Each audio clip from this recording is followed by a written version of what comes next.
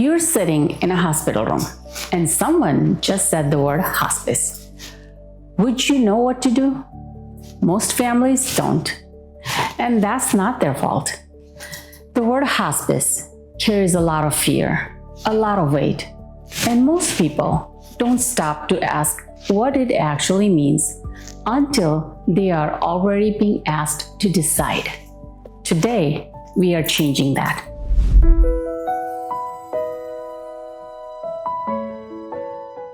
Hi, my name is Rupal. I'm a registered nurse licensed in Illinois and Texas, and I have experience in hospice and palliative care. I help families understand what's happening with their loved one in plain language without the confusion. This is episode 23, and today we're talking about hospice, what it is, what it isn't, and why this word creates so much fear. Let's start simple.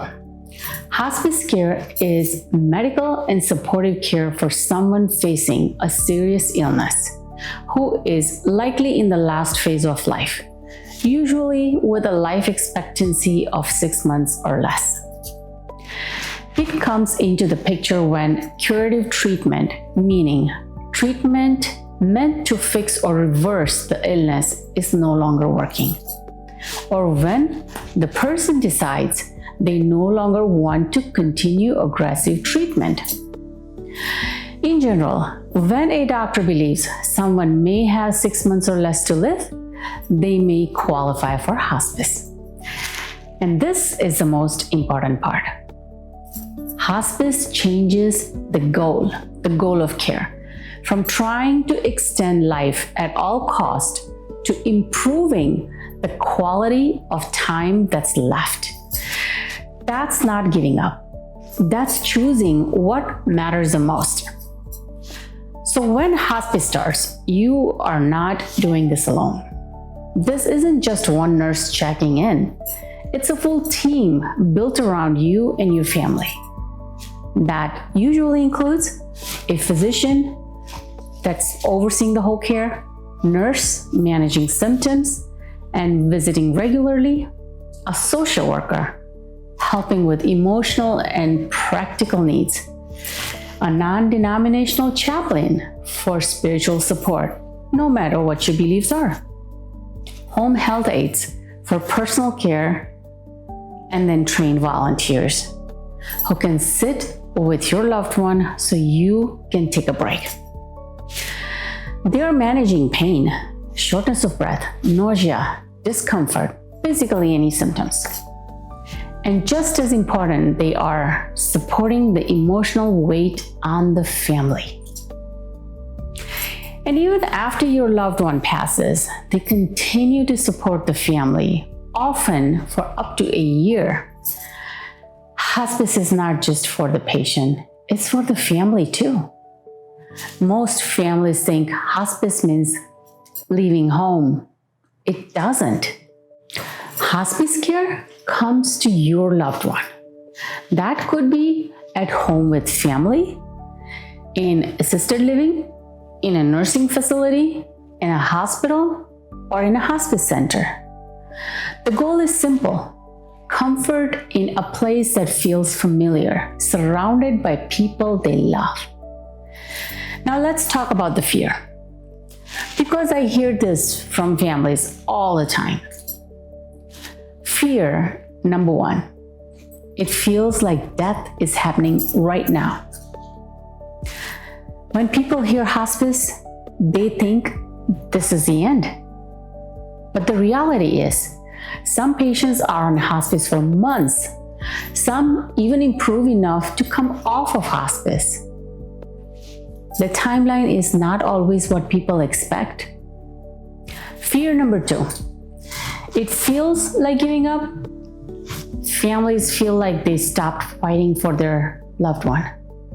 But hospice is not stopping care. It changes the kind of care. From fighting the disease to fighting for comfort, dignity, and peace. That is not weakness, that's love. Fear number three.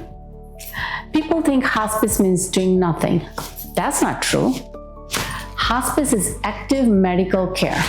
They are adjusting medications, managing pain, helping to breathe easily, easing anxiety, supporting sleep.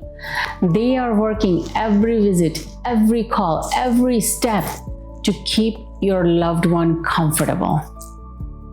Fear number 4, cultural and emotional discomfort. In many families, and I understand this deeply, we don't talk about death openly. So when hospice comes up, it feels uncomfortable, even wrong.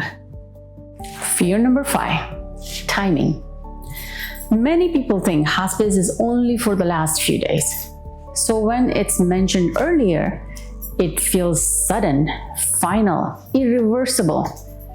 But what I have seen again and again, families who start hospice earlier often have better quality of time with their loved one. More comfort, less suffering, more meaningful moments together. So if hospice has come up for your family, here are 3 simple questions you can ask. 1, is the current treatment actually helping, or are things continuing to decline? Number 2, is my loved one at a point where hospice makes sense? Number 3, what does starting hospice actually look like for us? You don't have to have all the answers today.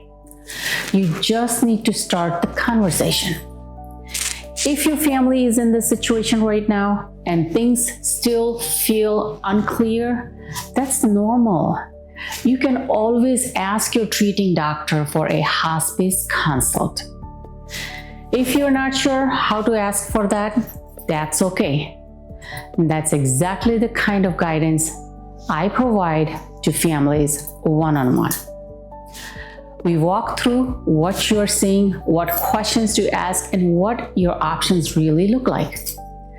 If that would help you, the link is below. And if you have ever felt unsure, hearing that word, you're not alone. In the next episode, we're going to talk about the stigma around hospice, where it comes from, and how families move through it. If this has helped you, like and subscribe so this reaches the families who need it. I will see you in the next one.